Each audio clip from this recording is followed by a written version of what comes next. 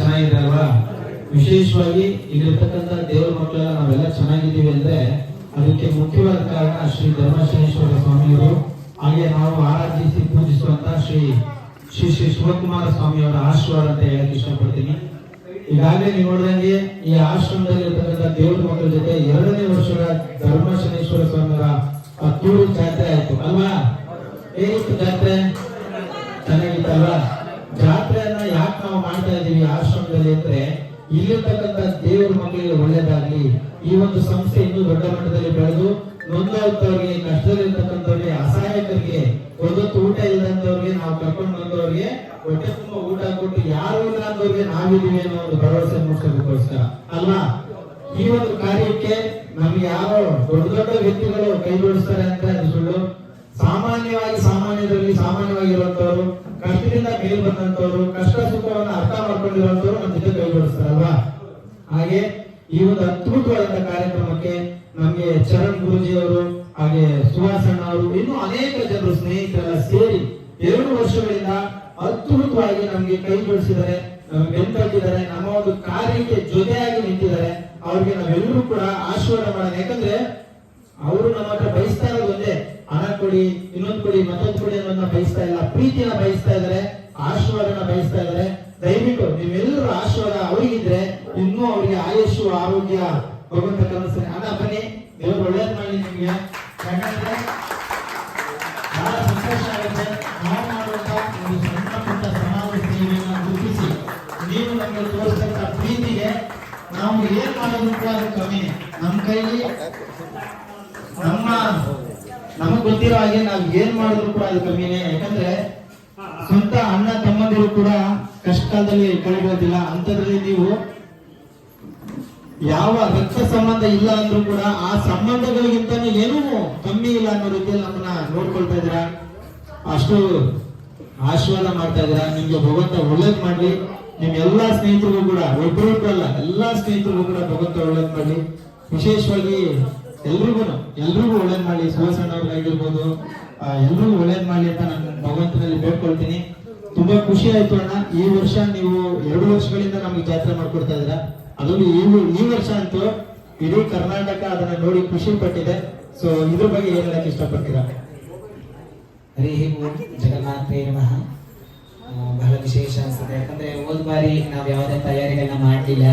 ಹೀಗೆ ಕುಂತ್ಕೊಂಡು ಯೋಗೇಶ್ವರ ಹೇಳೋದ್ರಿಂದ ನಾವು ಏನಾದ್ರೂ ಕೂಡ ಮಾಡಬೇಕು, ಸ್ವಾಮಿ ಆಜ್ಞೆ ಆಗಿದೆ, ಪ್ರೇರಣೆ ಆಗಿದೆ, ಏನಾದ್ರು ಮಾಡೋಣ ಅಂತ ಹೇಳಿದ್ರು. ಇಲ್ಲ ನಾವಿದ್ದೀವಿ, ಏನಾದ್ರು ಮಾಡೋಣ ಅಂತ ನಿರ್ಧಾರ ಮಾಡಿದ್ರು.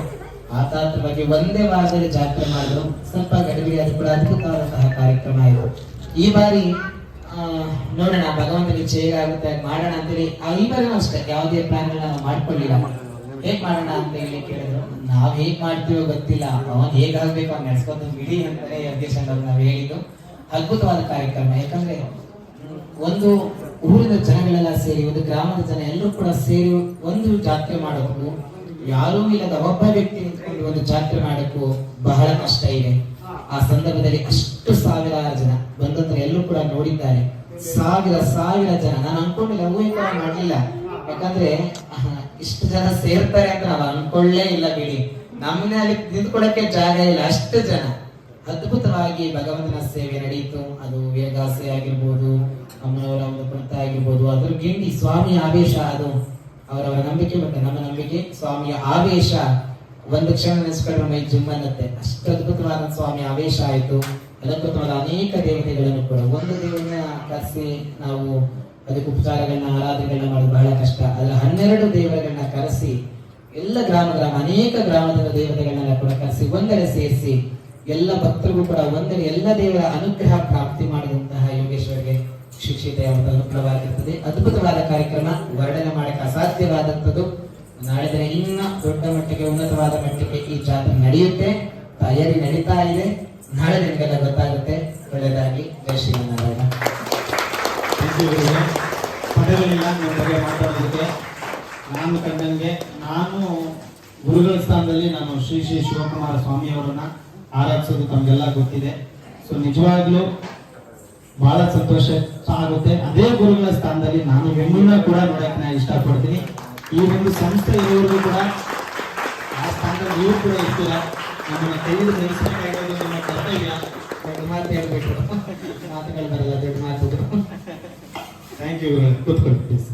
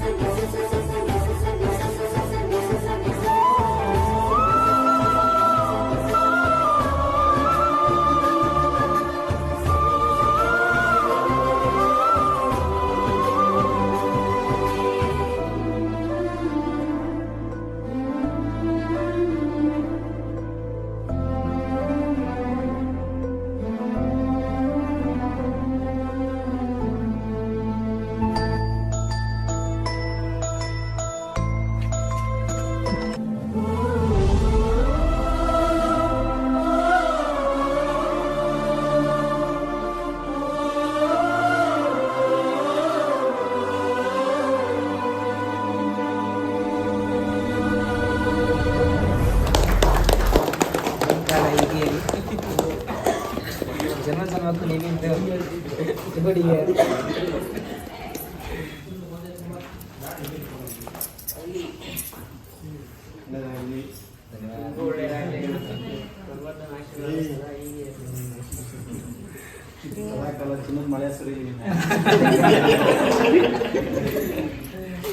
ಚಿನ್ನದ ಮಳೆ ಬೇಡ, ನಿಮ್ಮಂತ ಸ್ನೇಹ ಇದ್ರೆ ಸಾಕು.